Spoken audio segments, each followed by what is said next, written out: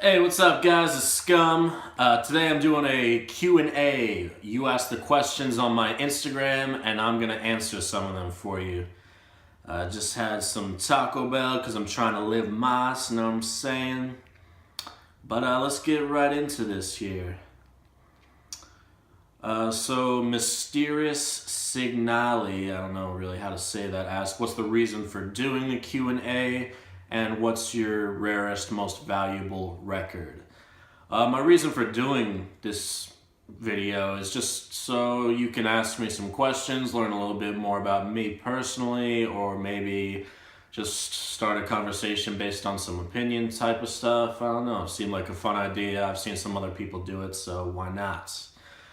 And my most valuable record would be my Type O Negative box set. That one definitely monetarily and for me personally is my most valuable. Ryan142 asked, what's your favorite animal? What's up, Ryan? And I like cats. I'm a big cat guy. Overdose Cult asked, favorite riff of all time? That was really tough to try and narrow down to one riff. I mean, near impossible. But gun to my head, if I had to choose, Black Sabbath, Paranoid, that opening riff. I love it. Metallic Wolf 325 asked, what genres of music did you grow up with and how did you get into heavy metal? When I was young, like 12, 13 years old, first discovering like alternative styles of music, I liked a lot of punk music. The Misfits are and always will be my favorite band.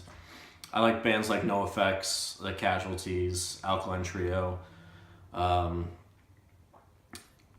Really, from there, I got into hardcore music because, you know, the similarities between the punk and hardcore bands were abundant. So bands like that crossed over between punk and hardcore, like Black Flag or Cro-Mags or Suicidal Tendencies.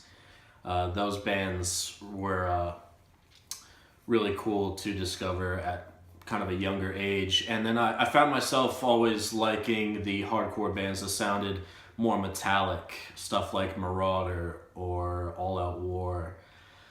So from there, I found out about like death metal and black metal and so on and so forth. So that's kind of how I got into it. He Who Walks Behind the Hats, sup Josh? Favorite metal labels and distros. House Headbangers is always, as a label and a distro, outstanding. Lately, I've been really into getting stuff from Arcane Altar. They're a great distro. Relapse Records always puts out stuff that I like. Metal Blade is hit or miss. Nuclear Blast is hit or miss, but they still have from time to time, some good releases. $20 Spin, another great label and distro. And Nuclear War Now as well. Those are some of my favorites. He also asked what are my favorite foods. I was born in Arizona. I spent a lot of time there, still have family there, so I love like Southwestern food. I love Mexican food. I love spicy food. What metal releases would you love to see get the vinyl treatment? That's one that I put a lot of thought into, and it was hard to come up with something that hasn't been released on vinyl at all.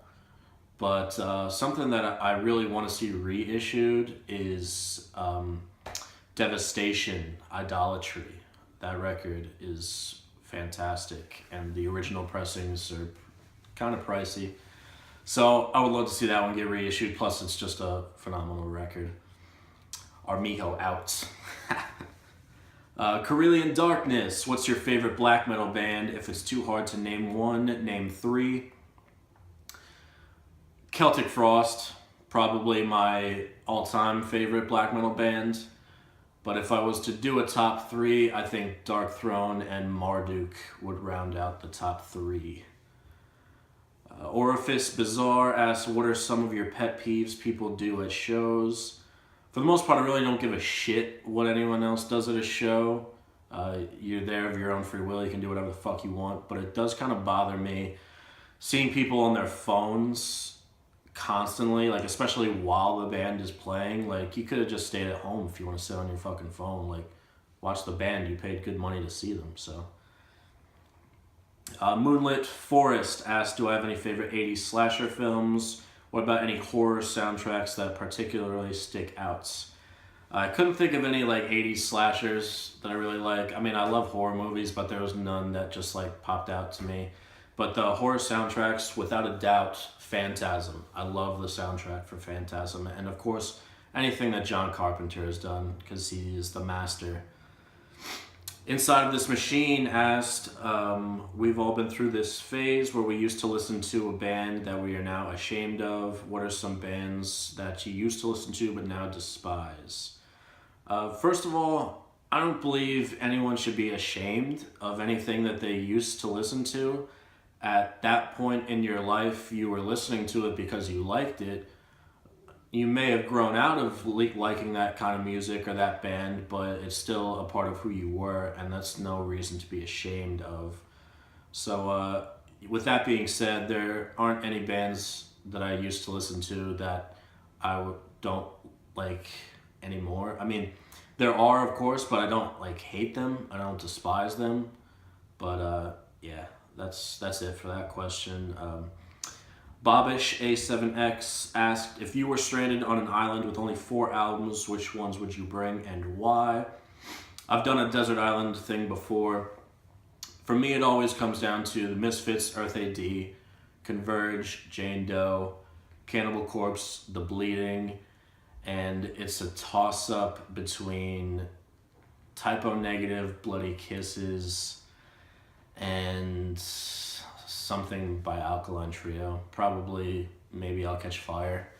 But yeah, just those, because those are my favorite bands, and I could never get tired of listening to those records. But with that being said, it would suck if you only had 4 albums to listen to for the rest of your remaining life. Christ Bailey, favorite non-metal artists, favorite album covers. Favorite non-metal artists, I like plenty of music outside of the realm of metal. I've already mentioned Alkaline Trio is one of my favorite bands, and they're certainly not a metal band. I do like a lot of old school hip-hop type stuff. The greats, Biggie, Tupac, Big L, Big Pun, Wu-Tang, stuff like that. I don't really care for country music, but I do like Johnny Cash. Yeah, I mean, I really can't think of anything off the top of my head right now. That's one I didn't really think of that much. And favorite album covers, that one is also tough. Cannibal Corpse, Tomb of the Mutilated is a classic. I'll say that. Yeah, that's a really tough question as well. Paolo Girardi's album art, I love it. The reissues that he did for Inquisition, he did the cover for like bands like Ripper, Power Trip. He's a phenomenal artist. I love everything that he does.